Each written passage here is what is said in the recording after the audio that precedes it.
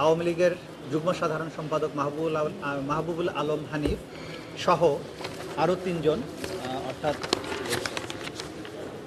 আওয়ামী লীগ নেতা সদরউদ্দিন খান, আসগর আলী, আতাউর রহমান আতা সহ মোট 4 জনের বিরুদ্ধে একটি নতুন ফর্মাল চার্জ আন্তর্জাতিক অপরাধ ট্রাইব্যুনাল 2-এ দাখিল করা হয়েছে। সেটার উপরে আজকে শুনানি অনুষ্ঠিত হয়েছে। অপরাধ আমলে গ্রহণের জন্য প্রসিকিউশনের পক্ষ থেকে প্রেয়ার করা হয়েছে। আদালত আগামীকালকে এটার উপরে আদেশ দেবেন বলে জানিয়েছে। এই ফর্মাল চার্জে আমরা মাহবুবুল আলম হানিফের ব্যাপারে কমান্ড রেসপন্সিবিলিটির অভিযোগ নিয়ে এসেছি, যিনি ওবায়দুল কাদের সহ এই আন্দোলনকারীদের জবাব দেওয়ার জন্য ছাত্রলীগ যথেষ্ট এই প্রেস কনফারেন্সে তিনি নিজে উপস্থিত ছিলেন।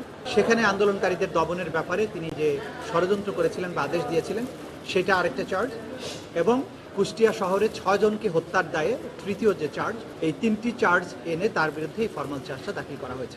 এই 3টি অভিযোগ প্রমাণের জন্য সাফিসিয়েন্ট ম্যাটেরিয়াল, তথ্য প্রমাণ আদি সবকিছুর প্রসিকিউশন দাখিল করেছে। ট্রাইব্যুনাল বলেছেন এগুলো পর্যালোচনা শেষ করে আগামীকালকে কগনাইজেন্স নেওয়ার ব্যাপারে তারা আদেশ দেবেন। আমরা আশা করছি কালকে এই ব্যাপারে যথাযথ আদেশ ট্রাইব্যুনাল প্রদান করবে। আসামিরা সবাই পলাতক, কারণ 5ই আগস্টের পরে পট পরিবর্তনের পরে প্রথম সুযোগেই তারা পালিয়ে গেছেন বাংলাদেশ ছেড়ে।